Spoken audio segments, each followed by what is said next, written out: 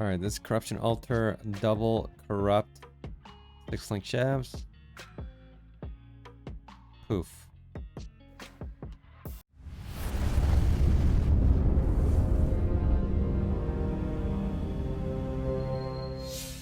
Hey, what's up everybody? Welcome to my channel, Do Ministry Gaming, and today we are going to run 100 Alva missions in the Glennach Cairns Atlas Zone, which means 25 full temples, and we are, as usual, going to track the results of the 25 temples and what I end up getting and see how profitable temple farming can be now.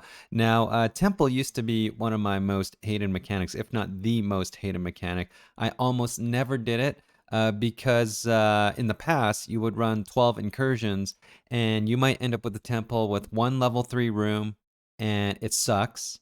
And then your good rooms, Sacrificial Chamber, Corruption Chamber, Gem Corrupt, which is Doryani's Institute, all those are at level 2 and you're frustrated because you can never seem to get those to level 3. Now, with Glennach Cairns Atlas Ascendancies, that is changing. In theory, you should have much better temples and much more consistent temples, and that's the result of these ascendancy nodes, which I'll go over right now.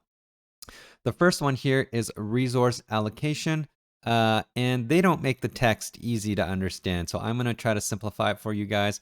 Killing non-resident architects and heirs has 50% chance to add an additional upgrade tier to the surviving architect's room. Okay, this basically means when you go to upgrade a room, you have a 50% chance to upgrade it twice to get an additional tier. So it's possible to get a level 1 room to a level 3 room in one upgrade. The next note here is contested development.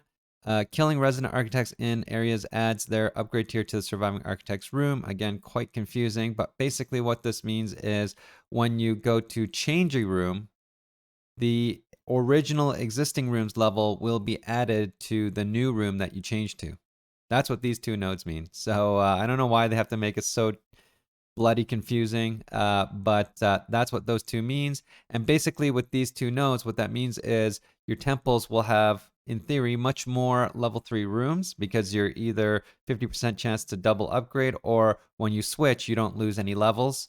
And hopefully you get a much better and much more consistent temple experience. So that is what we are going to explore today. I might as well talk about, there's one more node here. It's not relevant to how making the temples better, but it is not bad. Cultural advancement, incursion monsters in areas are at least magic. So without further ado, we are going to do this and see if temple in Glennach Cairns is any better than it used to be.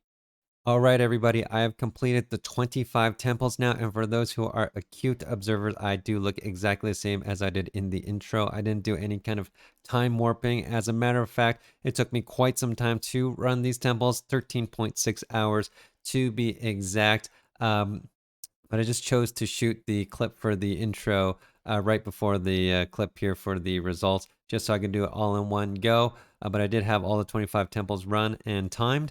And so what you see in front of you is a table with all of the results broken into sections as usual, which I'll go over each section individually with time codes in the comments there. The first is a general section talking to the time and the number of level 3 rooms that I got for each temple. The next is a corruption chamber section. Every time I came across one of these, I would double corrupt a 6-link shafts that I linked in the 10,000 fusing video that I put out a few days ago. So make sure you check that out if you haven't already. Coincidentally, I ended up with 9 corruption chambers, which was exactly the number that I got for 6-link shafts for the 10,000 fusing video. So that was actually quite nice. Then I got a section on the Doryani's Institute, which is the double gem corrupt. I would buy a gem every time there, 520 awaken control distraction, or I switch to Ellie attacks. And I'll explain that later. And then the Sacrificial Altar, which I ran an eye level 20 unique belt every time to chase that head hunter, which I did not get. Spoiler alert. But I will talk about another strategy as well. Every time you hit a sacrificial altar, that is probably actually more profitable and more consistent if you're out to just make money. And then finally, I've got a net gains column here per temple, a little chart associated with that, and then some summary tables down here, and a total profit summary table that I'll talk about later in the video. All right, so I'm going to go over the general information now in this section here. I ran the 25 temples. On average, it actually took me about 32 minutes to run each temple, and that is all inclusive. So what this time includes is the 4 maps it takes to run the 12 incursions, the time it took to run the temple themselves, and then everything in between as if I was mapping normally. So all the conquerors that spawned, all the cypresses that spawned, all the harvests that spawned, I did all the harvests. The trading, going back to town trade as if I normally would. Maven invitations, rituals, I did all the shebang as if I was mapping normally, which is why it took 32 minutes per temple. I think if you actually just beeline temple, which could be a thing here, guys, at the end of this video, I'll talk about it. But if you just beeline temple, it's probably 15 minutes per temple. You can probably cut this time down by half. And that could have some profound implications when it comes to profit per hour if you actually just want to run temple for profit, which I'll talk about later. And then when it comes to level 3 rooms, I got around 4.3 level 3 rooms per temple, which is a drastic and welcome increase from pre-Atlas Ascendancy temple farming. Okay, in the past, like I say, I would usually get 1 level 3 room, and it sucked because it's all down to chance of what you're getting in your incursions. But now with 4.3 level 3 rooms per temple, the chance of you getting something good is much higher.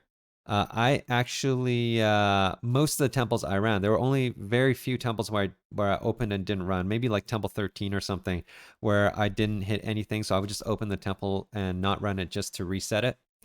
But for the most part, it felt really good at 4.3 rooms, level 3 rooms per temple. It felt exciting. And every time I got a temple, I'd be excited to see, what did I get? Did I get multiple of these? And when you hit 3 of these, it's really fun to do, right? You're really excited to get in that temple and do it. The results aren't always great, but at least it's a feeling, a sense of excitement. So I got to say the changes are very good in terms of making you or me want to do temple more. It used to be my least favorite league mechanic. It is now among one of my most favorite league mechanics. So now I'll talk about the corruption chamber results.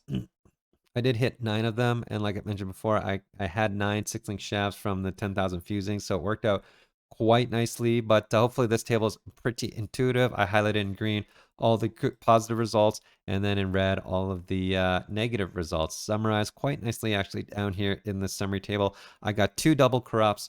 The first one with the +2 duration gems was quite nice. It actually sold for something like 16 exalts or something like that. So I made a very healthy profit there. However, the other one, it did sell, but probably it just sold for a slight premium. For the reduced damage from crit and reduced fire taken, so I didn't make a ton of profit there. And then the white sockets, pretty much is a break-even proposition now. There's a ton of those out there, so you're not really at this point in the league making that much profit on those, which is fine. A break-even is good too. But then I hit 3 bricks and 2 poofs at about 2.7x value. I'm losing every time I brick one of these 6-link uncorrupted shafts. So in terms of the probability of each of these are actually 25% chance for each of these to happen. So I actually hit pretty much on the dot the expected outcomes for my 9 double corrupts. So I guess that's okay. Nothing to complain about there. Moving on to the Doryani's Institute double gem corrupt. Every time I saw one of these, I would go and buy a level 520 awakened gem. I started with awakened controlled destructions, but then very quickly switched to awakened elemental attacks because awakened controlled destructions were selling for 5.5x each, whereas awakened elemental attacks were selling for 3.7 exalts each. And a level 6 for both of these gems sell for around 16.5 exalts. So I make a lot more profit when I use awakened elemental attacks. Which is why I made the switch. I did a couple controlled distractions, but I made a switch. Same thing, green is all the positive results, red is all negative results. Summarized down here, I got actually 4 +1 levels, so 4 level 6 outcomes. And that was great. That carried a lot of the profit. Every time I hit a level 6 gem, I'm making 10 to 13 exalts in profit, depending on how much I ended up selling it for. So that was very good. I hit -1 twice. And when I hit -1, I'm losing probably about 1.5 exalts worth for these gems. So, when I lose 1.5 exalts. When I win, 10, 13 exalts. So that was quite a nice risk reward profile. And then the plus minus quality, you're essentially breaking even on those, plus or minus 1 exalt, selling the gem back to the market. So nothing too crazy that was going to break the bank there. They were pretty much a wash. And then one no change. So overall, I made some very good money from the gem results. And then finally, the Sacrificial Altar results. Like I say, every time I hit one of these, I would run an eye level 40 unique belt to try to get the Headhunter. I hit 13 of these. I did not get a Headhunter, but about half of my temples had a Sacrificial Altar in it. Now, there is actually probably, arguably, a better strategy. So every time you hit one of these Sacrificial Altars, the other thing you can do is actually flip an item, upgrade an item and flip it. And the best ones out there right now are the Transcendence gems. So Transcendence Flesh, Transcendent Mind, and Transcendent the other one. But Transcendent Flesh is probably the most profitable one right now. If I did it every time I saw a Sacrificial Altar, you're probably making 1 to 1.5 exalts profit per time you see Sacrificial Altar. So I saw 13 times. So I actually probably could have made another 13 to 17 exalts if I ran that strategy. But I wanted to gamble the Headhunter, so I did. So these results could have been actually even more impressive if I straight went for the safe, predictable result, which is the upgrading the Transcendent gems. So if you plan to do this strategy or start farming temple, I would recommend that actually for more consistent results if you're doing it straight for profit. All right, finally, here is a column of the net gains per temple. This is a net number, so it takes all the pluses and the minuses. For example, every time I break a shaft, it's a negative. Every time I buy a gem, it's a negative. Every time I sell a gem or sell something on the market, that's a positive. So these are the net gains, nicely visualized by this chart over here.